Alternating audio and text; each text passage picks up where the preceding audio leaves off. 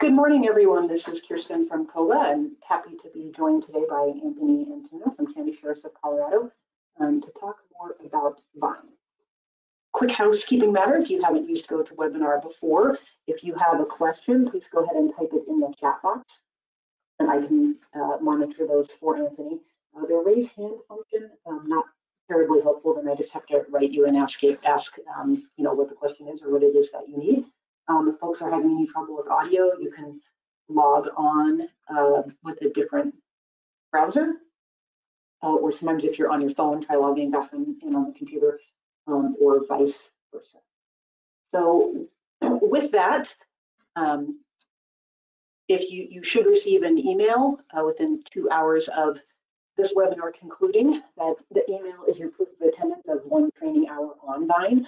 Please save that for your records, and if you are applying for COVA's Voluntary Victim Advocate Certification, you'll need to submit that as well. Any trouble with that, you can email me. I'll put my info in the chat box, but you would want to whitelist the domain of GoToMeeting or logmein.com. If you're watching this webinar later on YouTube, we hope that you find the content helpful. However, please note that archived webinars cannot be used for COVA certification. So let's start with a quick poll to find out who's on the webinar today. So it is distributing, and Anthony, let me know if the results or if it pops up on your screen as well. If not, I can come and narrate for you. Yeah, Kristen, I'm not seeing anything on my screen, so. Okay.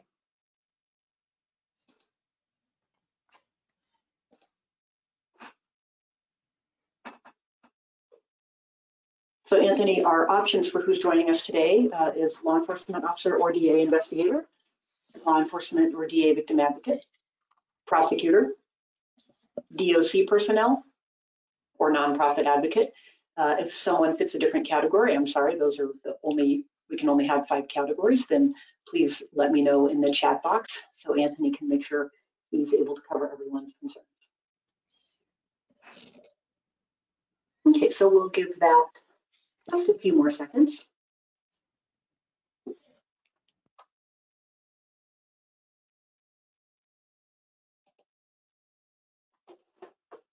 Okay, close that and go ahead and share the results.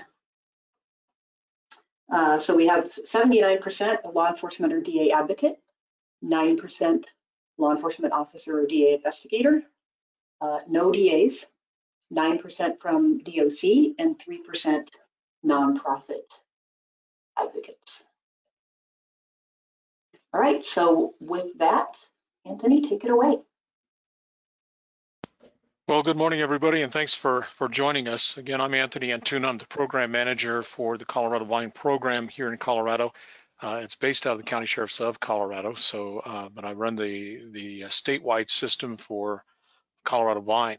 And if you're not familiar with the VINE, we're going to talk a little bit about what it is and how it works, and we'll talk more about the individual programs as we're going through this webinar. VINE stands for Victim Information Notification Every Day. It's created in 1994 in response to the brutal murder of a young lady by the name of Mary Byron. Mary, her ex-boyfriend had sexually assaulted and kidnapped her. He was arrested. Mary and her family were asking Louisville, Kentucky police if they would be notified when the perpetrator got out of jail. They were told that they would be notified by the Louisville Police Department, but those in law enforcement probably understand that we don't even know when folks get out of jail. He was released. He waited for about 3 weeks, stalked her, and waited until her 21st birthday, when he then did kill her as she was walking out of her place of employment to meet her family for her 21st birthday. So he specifically targeted her 21st birthday. Family wasn't notified. And so there were some IT folks that heard about this, and they came up with a program, an information notification program, and currently we're in 48 states across the nation and also in Guam.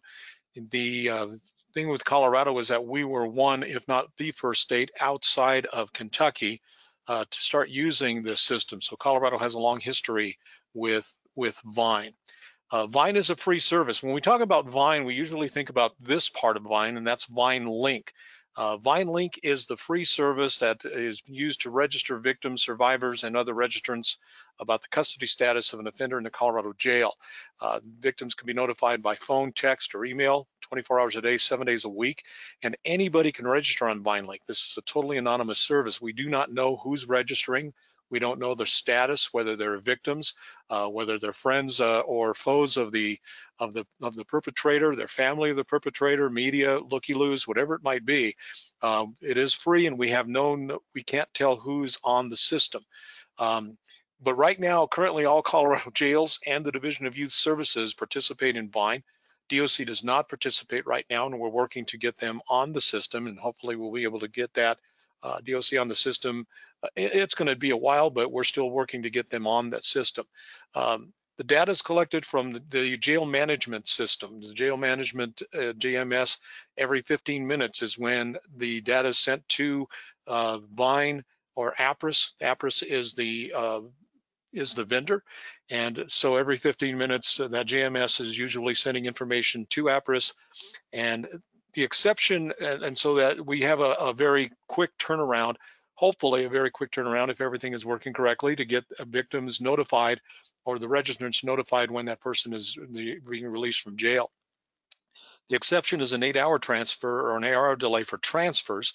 The reason for that is for the safety of the transporting officers, and also for the safety of the offender. Again, because we do not know who is actually registering to get the notifications, and so we want to make sure that the offender is actually put back into the jail, safely in the jail, before we notify of any transfers. So the records for the offenders stay in the system. They go into a program called VINEWatch. We'll be talking about that here in just a little bit. They stay in that system 14 days following the offender's release. With that, especially for victims advocates, we like to let them know this, that if an offender is rearrested for any charge, it doesn't have to be related to the charge that the victim survivor actually notified or is registered for the notification. But if that offender is rearrested within 14 days of their initial release, the victim will be re-notified of a return to custody status. They don't have to re-register into VINELink. They will get that notification automatically. So victims advocates, if you're registering somebody into the VINELink system, you might let them know, the victims know about this re-notification. Some of them will choose that they don't want to be notified, and so we can take them out of the system so that they don't get re-notified. Some want to be re-notified, and again, it could be for any offense. It could be for a DUI later on, but as long as it's within that 15-day time period following their initial release, the victims will be re-notified. We also are still using our PIN, our personal identification number, within the registration for phone registrations and for text registrations. They don't need a victim or a PIN number to register for an email notification. The PIN doesn't have to be complicated. It's just the number that Vine system uses, the interface uses to let them know that the call was received. There's no other need for any further notifications. That's what you're telling us. So the PIN doesn't have to be complicated. It just stops the notification for phone calls. If the system doesn't receive the PIN, it'll continue to send notifications about once every 2 hours for about a 48-hour period, or until the notification is stopped manually or with the PIN. The PIN is also needed to register for text or email, or for text notifications, not for the email notifications. But however, there's no need to stop. The PIN is used for editing the registration. There's no need to use it, the text registration, because you only get one text, you only get one email notification per registration. So, but they still need that in order to register. We're currently working to have the PIN probably taken out of the system, but we are very working, because we want to make sure that people can still edit the registration, and others cannot get into a victim's registration and edit it. By editing, meaning to stop the notification or to change numbers or something like that, and that's why we use the PIN to be able to do that. Colorado Vine does have its own website.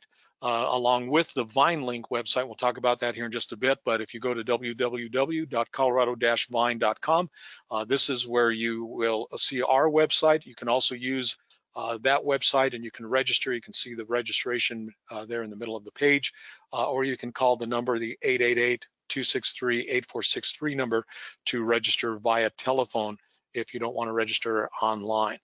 We do have a mobile app available as well, so you can go to your app store, and whether it's an Apple or Android, and this is free, and it's available for all of the 48 states, including Guam, that you can use it. It looks just like what would be on the computer, a little bit smaller format, obviously, but it is something that you can get your advocates can be on this, law enforcement be on it, even the public can be on it as well. But this is a free service, again, that goes into the VINELink system.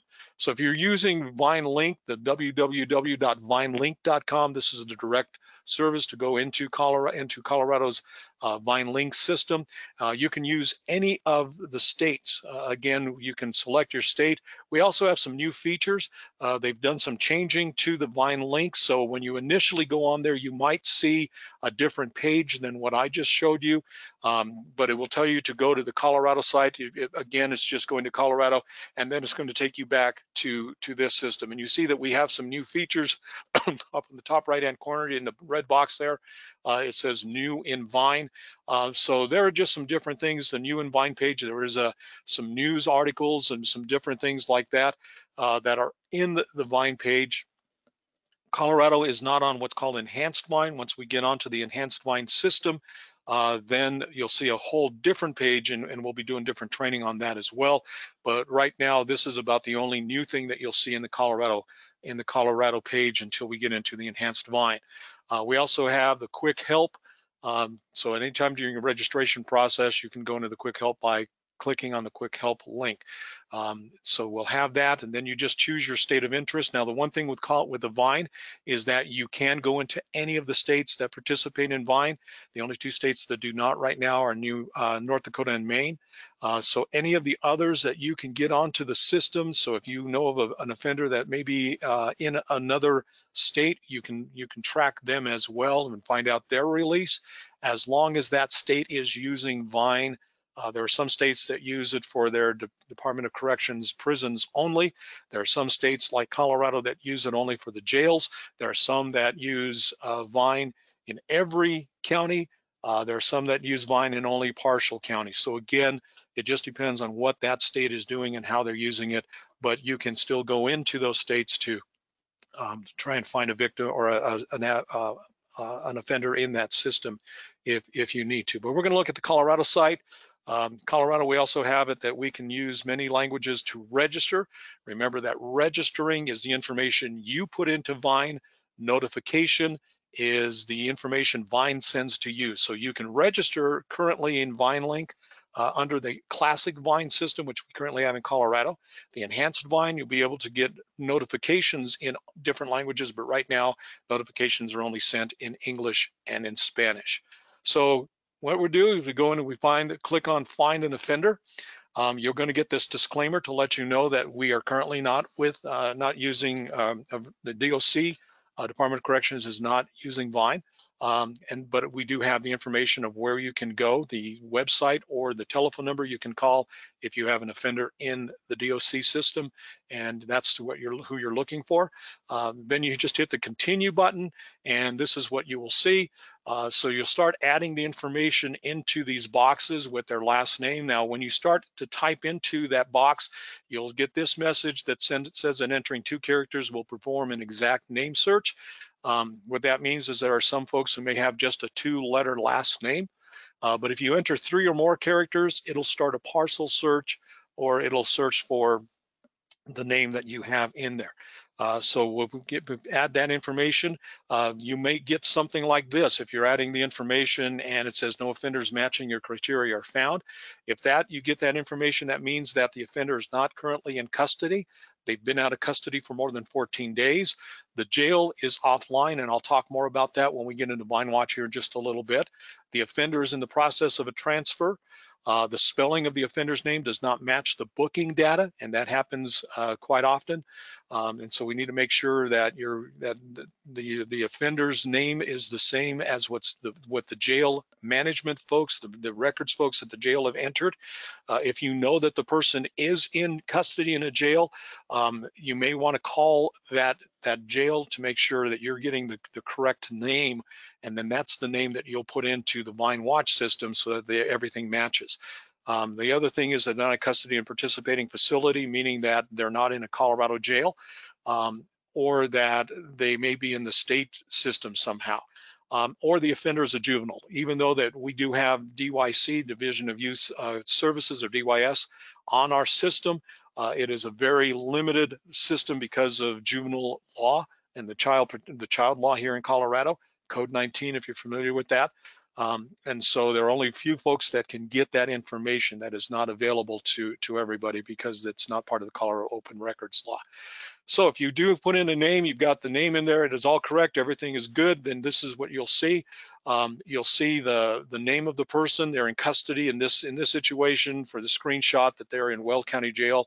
And so if you'd like to, you can click the button here on the bottom left of that box. It says more info. It'll add expand that a little bit. So you'll get names, you'll get the phone number, not phone number, sorry, the age, the date of birth. You'll get all of that information to make sure that this is the person that you are looking for. You see the show photo over here. Some of the counties give us booking photos, some do not. If there's not a photo available, it will just say under that profile that offender photo is not available.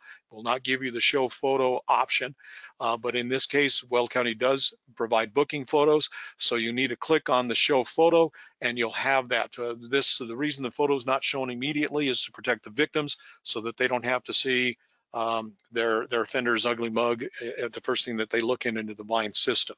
So you'll have that information as well if those are available.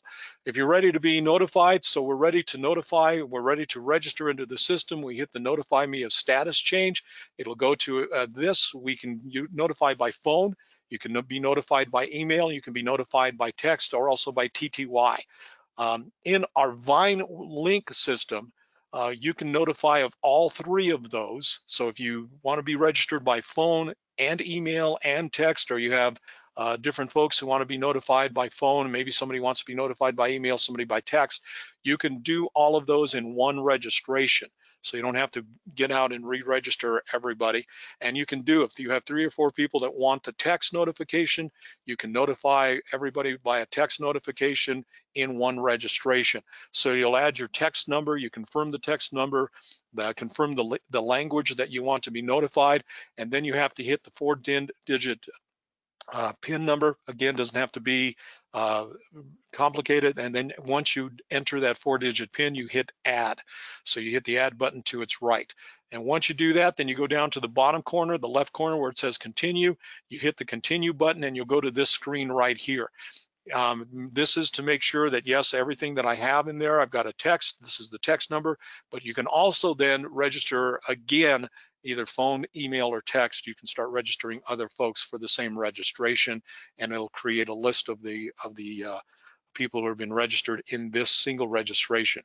When you're ready to go, again, down in the left-hand corner, you hit continue, and this is the page that lets you basically verify you're ready to go, the numbers are correct, and if you can want to make any changes, you can hit the make change button there. If you're ready to go, there's no other changes, then you hit the yes register, and then you are success. We have a lot of folks who say that they have registered for the Vine system, but then when I look at the system and find that they were not registered, I think a lot of that may be because they haven't completed this. They go here, but they haven't hit the yes register. They believe, okay, everything is good, and they may get out of this box and get out of the system. They need to hit the yes register. When you see that success, then you know that you're registered. You will get a notification that you are registered via phone. If you'll get a phone call, text or email, you'll get a text or email that you are registered. So again, you get this page, and then you also know that you're registered because now you have the registration notification confirmation. And these are some of the sample notifications. you want to edit your registration, again, you can do that only via phone or text. So you have to have a phone number in there with the PIN, and then you can go in and edit registrations, stop registrations, change phone numbers, those types of things. Right now, because we're on Classic Vine, we do have some resource lists. It's just a list of some of the resources that we have here in Colorado that for victim services. When we get into the enhanced Vine system, that will be a more extensive list, and it will also have filters so that victims will be able to go in and look for specific in specific areas for specific services. But that will be when we get the enhanced Vine system. Vine does not track offenders through the criminal justice system. We only notify of offender custody status changes. We don't notify on court hearings or any other critical stages. We don't notify on protection orders or court documents. APRIS, the vendor, does have systems to do that. So folks will say, yes, I've heard that APRIS can do that. Yes, they can. But in Colorado, we don't have that because APRIS is a for-profit business.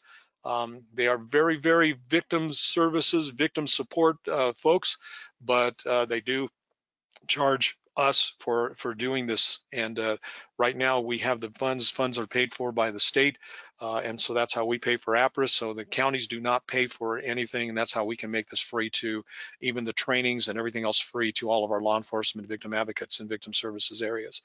And again, we don't notify when an offender is incarcerated in the DOC, state mental health hospital, or the community corrections.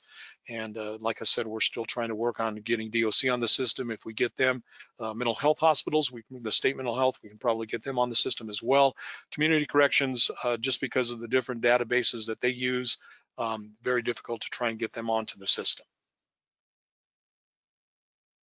So any questions? If there are questions, again, you can type your questions in. So if there are questions that you'd like to ask, Kirsten, do we have any questions so far on VINELink? Not so far. I'll watch and give folks a moment to type and let you know if we do get one. Okay. Well, let's talk about ArrestWatch. ArrestWatch is unique to Colorado. Our state is the only state that has this program.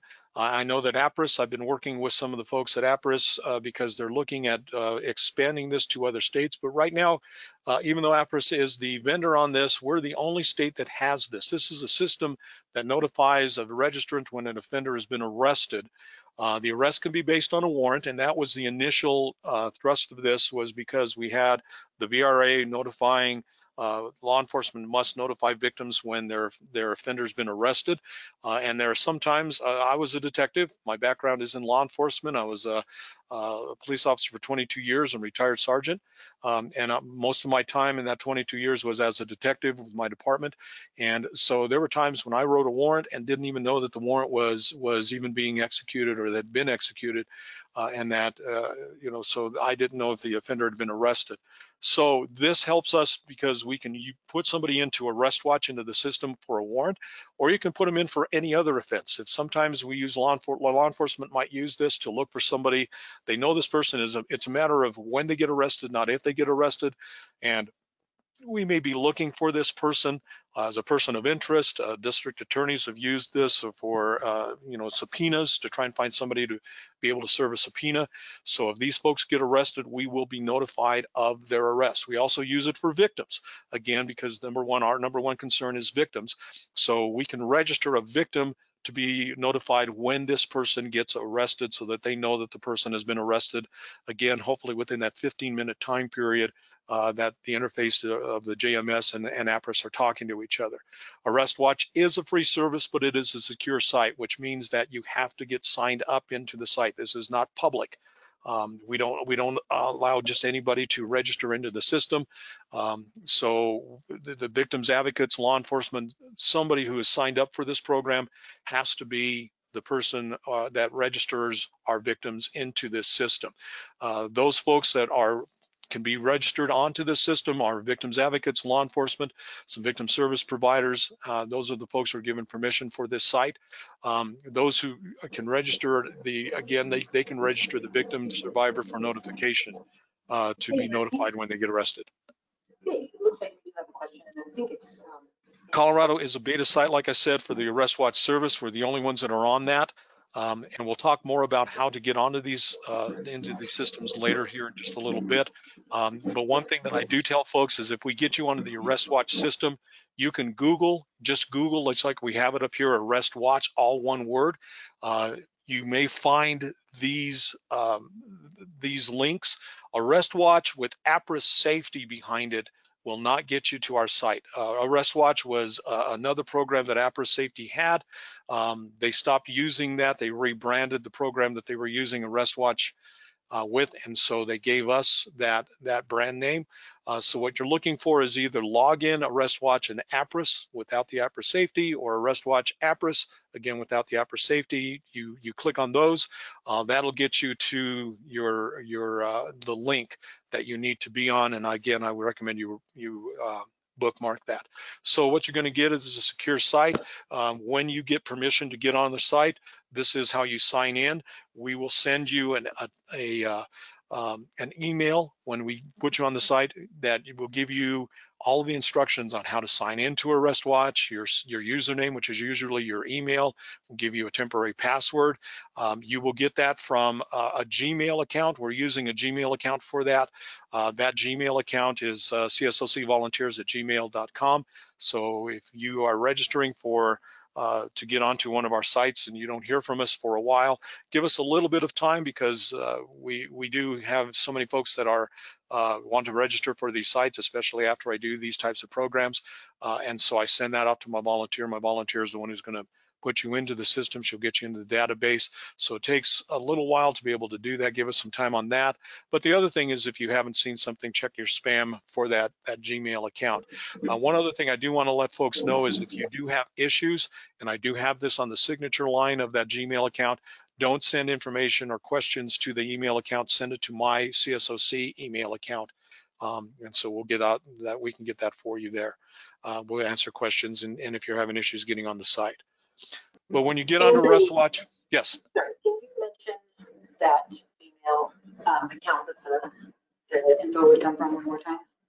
Yes, it's csocvolunteers@gmail.com. Okay, great, thanks. I'll put that in the chat. Okay, so when you get on ArrestWatch, this is what your dashboard will look like. And so we're going to look at these one step at a time here. So again, all of these with the red asterisks are required. You need to put in their first name and the last name. Now I mentioned that because many of us in law enforcement, we're used to last name first. This system doesn't do that. This does first name first, last name next. And you'll see when we get into VINEWatch in just a little bit that sometimes we have some issues with people putting in the last name first. And again, if you do that, you're not going to get a hit. We do the offender race. It is left as unknown. We're working right now to do offender gender the same way. Race and gender, date of birth, obviously are identifiers. So if you have somebody with a very similar name, usually the race, gender, or date of birth is going to be our identifier. However, we understand that there are some folks who will identify in a different gender. And so we are working right now with APRIS to change the gender to unknown, because right now all we have is male or female. That could cause a problem. Again, these folks have not been arrested yet. So if all we have is a name and we know that their birth certificate says male, or driver's license will say male, but they are identifying as a female, we may have to re-register them 2 times. At least 2 times, so that if they do get arrested, depending, again, this is all dependent on how the jail puts them into the jail management system. So if they're putting this person in as a male, even though they identify as a female, we might have an issue if all we put them in as a female. So we'll talk more about that here in just a little bit. But again, that hasn't taken place yet. We were working a lot on that, and then with the COVID-19 issues that affected obviously APRIS as well. So we're still waiting to see how that's going to get changed. Their date of birth, you need to have their date of birth in there as well. So on the other side, we have the information, and we call them victim information. However, it doesn't always need to be a victim that registers. Law enforcement can register. You have a detective who's looking for somebody.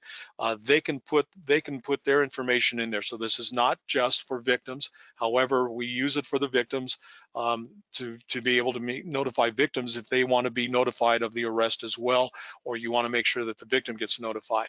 Now, we still have the 3 ways to be notified. They can be notified via phone, via email, or via text. That's what the SMS number is. We still need that registration PIN, and that is required. Now, the one thing that's different from ArrestWatch than was different from the VINEWatch or the VINELink system is that we can use all 3, but we can only use one of each notification methods. So if somebody wants to be notified, you have a detective who wants to be notified by text, you have the victim who also wants to be notified by text, and the victim advocate wants to be notified by text. And if they're all 3 adamant that we want texts, then what you have to do is you have to back out, re-register, make sure the information is all the same, and then you can register all 3 folks via text in the system. The way that the algorithms work, the way that the data system works is that the APRIS will see that it's all the same person, so it's only going to be one registration sent out to everybody, but we have to re-register all 3 times. And the same thing if you have somebody who is currently, the way it's working right now is if you have somebody who is identifying as female and their driver's license says male, you may have to register them twice as well. So I can talk more about that if you ever run into that situation, but you need the PIN. We don't need to worry too much about the bulk information right now. You hit the create. This registration is now going to be entered into what's called Warrants in VINEWatch, which is another program. If you register for ArrestWatch, I will also register you into VINEWatch, or if you get into both systems. You need to be in both systems, or if you're in VINEWatch or ArrestWatch, you need to be in the ArrestWatch or the VINEWatch system, and we'll talk about that here in just a bit. The offender, when an offender is placed in a Colorado jail, again, this only works in Colorado. If they get arrested in another state, the ArrestWatch will not get a hit. Again, if the registrant will be notified of the arrest. The ArrestWatch registration automatically becomes a VINELink registration, so they do not need to register again into VINELink. This automatically becomes a VINELink registration, and they'll be notified of any custody changes, so they don't have to re-register in VINELink for the offender. So that's why it's a good idea to get the victim in that system. What we're doing with some law enforcement agencies, especially with House Bill 1064, is that we have a number of law enforcement agencies that actually have their officers and deputies put the person into ArrestWatch after they've made the arrest. They put the person into the ArrestWatch system before they actually take them into jail. They then will take them down into jail, book them into jail. Once the booking is done, then the victim is notified of the arrest. Once that jail management system interfaces with APRIS, and they're notified of the arrest, and it automatically becomes a VINELink registration. So again, I can talk to law enforcement about more of that, or even victims advocates more of that, as we go into, if you get into the system. Any questions on ArrestWatch, Kirsten? Not just yet. Well, again, we'll give folks a moment to type, and I'll let you know for you. All right. Well, let me go in and start talking about VINEWatch. VINEWatch, again, this is our background system. This is the system that houses all of the data. So this is the system that houses the data from the Colorado jails, from the Division of Youth Services. It also is a system that houses the data from Warrants and from VINELink and ArrestWatch. So all of this comes in. Again, the data is stored for 14 days after the offender's release. And that's this data that is coming in on the specific offender. VINEWatch also houses all the registration notification data on each of the offenders. That data stays in the system basically virtually forever. So we have data that as long as VINEWatch has been in Colorado, we have that data, so we can go back years to look at some of this system, to find out who registered, if they were notified, these types of things. So it keeps these data, these for years, unlike the data from the offenders. That's only in the system for 14 days. Again, VINEWatch is a free service. but it is a secure site, meaning that you have to register to get on that. So if you go to the www.vinewatch.com, this is what you will see. VINEWatch is only in for Colorado. So if you have a Colorado license, is what you'll have. You cannot, unlike VINELink, you can't go into any of the other states. The only states that you can go on to is Colorado. It's our only site that you can get into. When you do that, because Denver County did get on Vine long before Colorado was on it statewide, so they have the historical data in that. So don't go to the Denver County. You want to go into the Colorado statewide Vine. You click on that link, and it'll get you to this where you can register. Again, we'll send that information, same email, same registration. We'll give you all the information and directions and instructions on how to get onto VINEWatch. So this is the dashboard that you'll see. We're going to look at the stuff in the in that red box there, but I do want to let you know that when I talked about that a system might be down or a jail might not be online, so if you want to find out if your jail is offline or the jail that you're trying to get information on not getting any information, you can go in the VINEWatch system and see if that system is offline. We usually have 1 to 2 counties that are offline. Many times it's because of their servers, they're changing jail management systems, they're doing maintenance, whatever it might be. Usually it's not an APRIS, but if it is APRIS, then you'll be notified of when APRIS goes down. But for the most part, it's just individual jails that may be going down. So what we're going to look at are the reports. So you go into the system and we have different reports. You have notification. Your screen may not have all of these. They may not have all of these links that I have. But you can go into notification, again, notification information that is coming from APRIS to you. So we want to look at notifications. So we can hit the notification button. The one thing that we do have to be aware is if it's a phone number, you've got a registration on a phone number. You don't know if it was actually a phone registration or a text. You're going to have to do both. So if you come back no record found on a phone, then you have to go back out and go into a text message. But again, I can help you with that if you need some help with that. So you'll enter the phone number, leave everything as it is. Do not change the defaults. You hit create down there at the bottom, and you'll get information to talk about these registrations that were notified. These are the ones that were successful. I can look at the yellow box. It gives me a timestamp to let me know that yes, this person did get a phone notification on this date and at this time, and it was successful. Registrations, again, we can go into registrations. In this situation, the phone and text messages are all in one delivery method, so I can go to that. I add the phone number. Now, again, remember that the start date always defaults to the first of the year. So in this case, it would happen to be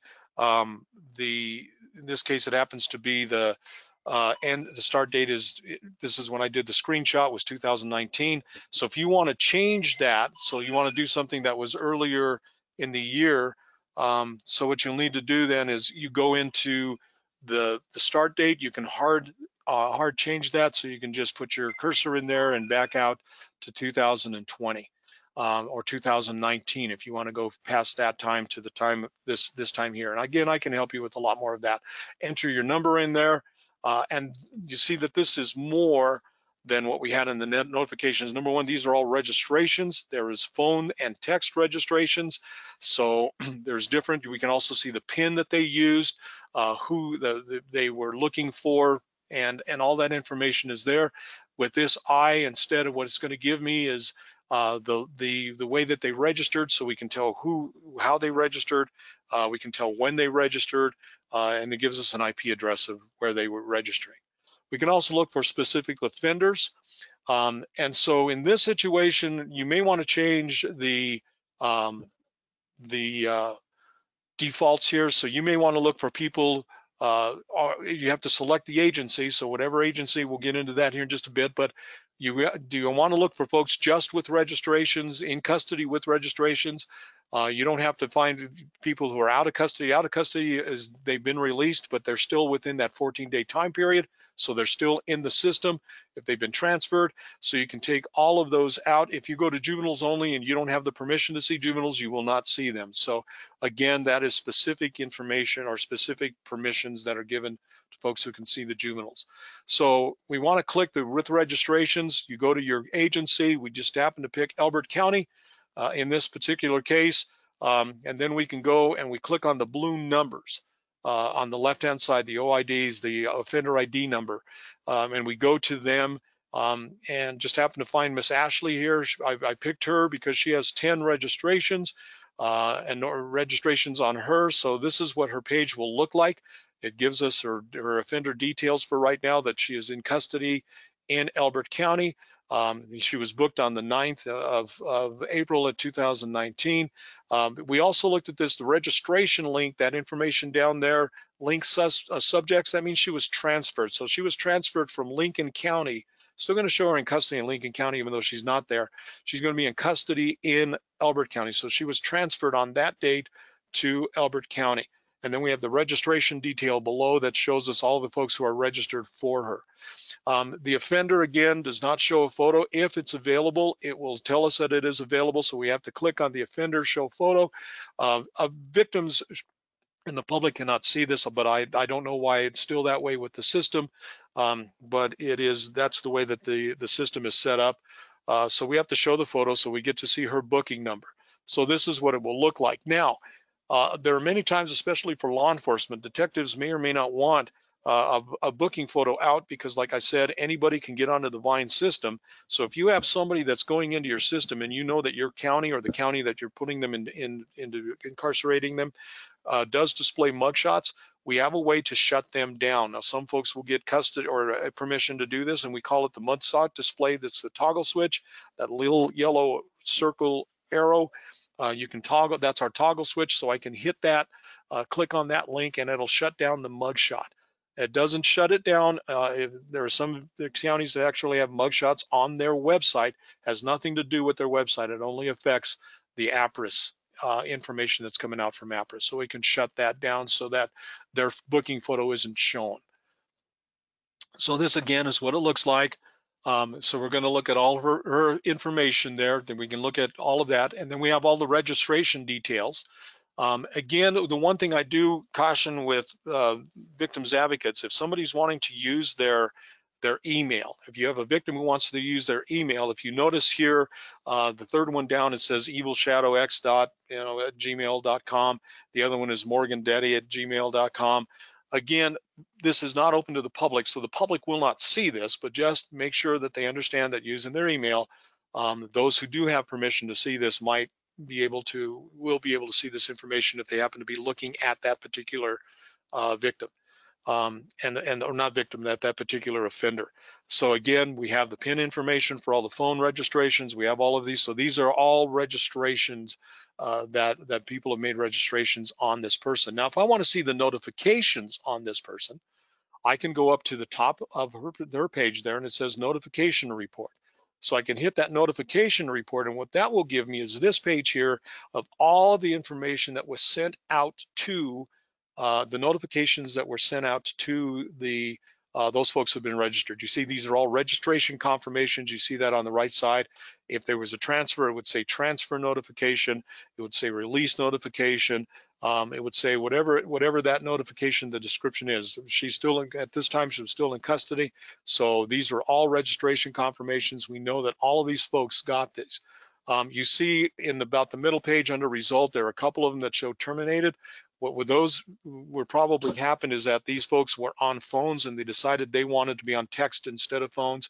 So the phone number was terminated and their registration was turned into, they were edited it to make it into a text message notification. So that's what that information is as well. This is our warrants. Again, to find the warrants, to make sure you've just entered somebody in ArrestWatch, you want to make sure everything is correct. You go into VINEWatch under reports to offenders, and then in the agency, you go down to warrants. So when you hit warrants, this is what it will look like. All of them are still showing in custody. That does not mean they're arrested. The way the system works is that they're going to stay in what we lovingly call it warrant jail. So when they go into warrant jail, it's basically a transfer, and not an 8-hour transfer. It's an immediate transfer. As soon as their name comes up, it gets a hit out of those that are listed in the warrants, and then it becomes a transfer from warrant jail to Weld County Jail or Larimer County Jail or Douglas County Jail, and it's an immediate warrant. It's an immediate transfer. And so that's how that works. And so you want to go in, and here's why. If you look at the top, the number one name up there, you have Aaron Hernandez. Now, what happened in that situation was that Mr. Hernandez, whoever entered him, was still of the old school of last name first. And that's why instead of the first name, they put Hernandez, and then they put Aaron. So as I was going through this, I found this, and I called the agency and I said, I think that you meant to put this person as Hernandez, Aaron, which they did. But again, they would never have gotten a hit on him if Mr. Hernandez, if he's been arrested, they never would have got a hit on him because they didn't have the information correct. So that's why I highly suggest that when you enter somebody into ArrestWatch, you go into VINEWatch immediately, go into the offenders reports, go to warrants, and then find your entry to make sure that it is correct. We do have some statistics, so you can look at your statistics. Not going to spend a lot of time on that, but again, if you have that. We can also search for offenders specifically. So we go into offenders under search. We can do a last name, first name, and we can look for them under all agencies. We don't have to go to a specific agency at that time, and we'll get that information. VINEWatch also has the ability to shut down an offender's custody information, and what that does basically is that people cannot register for him anymore.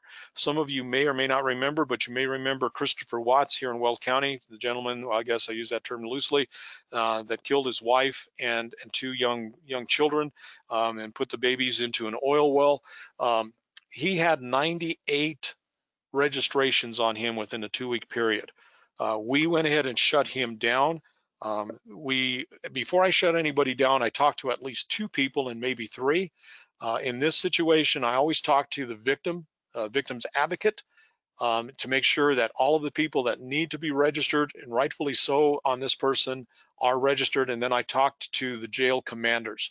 And also because when we shut them down and people can't register, they usually start calling the jail. They don't call me. And so I want to let them know, they can call me. If it's somebody who needs to be legitimately put onto the system, we'll put them back onto the system.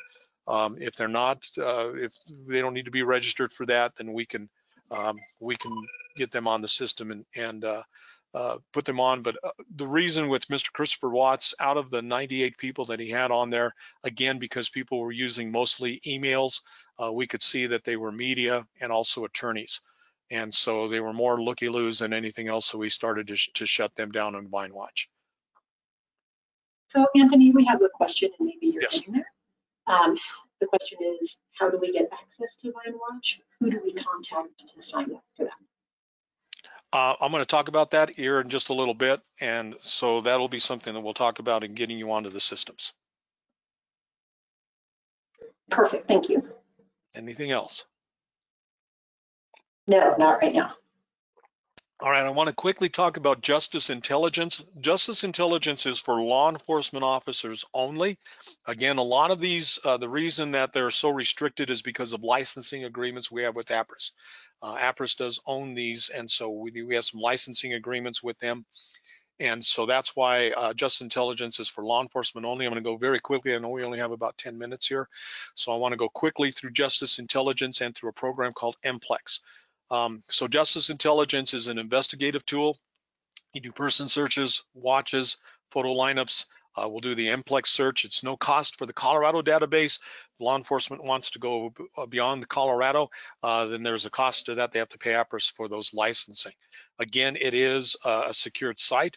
The one thing with Justice Intelligence is there is a 24-hour window to register. Once I get you registered on the system, again, you'll get the same email. It'll come to you in the same email that you'll get, the CSOCvolunteers@gmail.com. We'll give you the instructions on how to register. You have 24 hours to register. If you don't make that 24-hour time period, let me know and we'll register you again. So this is what this looks like. You can do intelligence, you can do person searches. There's always you need to have the purpose code, and the purpose code, it's required, but it doesn't need to be anything. I recommend putting the last name of the subject you're looking for, case report number, whatever you want to do. There's a search method called fuzzy or targeted. Fuzzy is more wide range, and I know a lot of folks will like, well, we want to target. The one thing that I caution about targeting searches is this. This is information, this is all booking data. So if they've been booked in a Colorado jail that participates in Justice Exchange, and most of our Colorado jails do, it's the information that was put into that booking. And again, it's only for Colorado. It's only what the information is. So a lot of folks will say, well, I'm going to target, I'm looking for John Smith. Well, the problem with targeting John Smith and targeting is that you may not get the information you want to get. So we usually recommend doing the fuzzy method first. Then you can break it down from there, because one of the things that you can do in your search criteria is you can put last name, first name, middle name, and DOB. I recommend that you can also put in like addresses, phone numbers, physical descriptions, and everything else. You can see those arrows down and below that in the bottom part of that box.